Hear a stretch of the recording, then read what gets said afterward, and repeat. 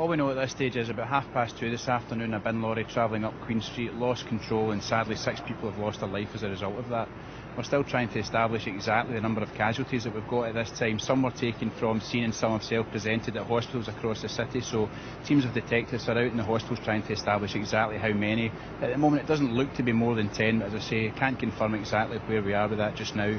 In the meantime, we're working with the fire service, the ambulance service and the City Council to make sure that we do a thorough investigation to establish what's happened, but that we then begin to recover this scene and get the dead back to their loved ones. Yeah, tell me about what's going on now here.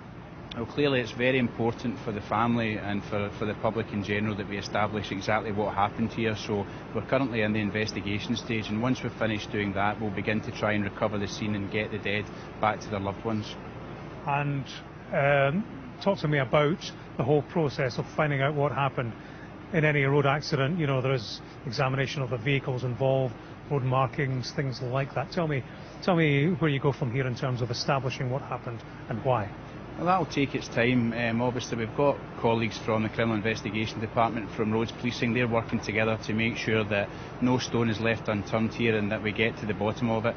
And we'll look at exactly what's happened here to do in slow time and make sure that we get all the answers before we begin to recover the scene. You'll want to interview people. I presume the driver and those inside the cab will be top of that list.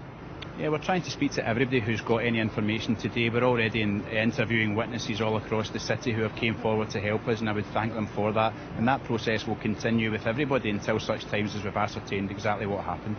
A very difficult day for Glasgow, Mark. Difficult to find the words, I suppose. Are there words to encapsulate the horror and the grief of what happened here?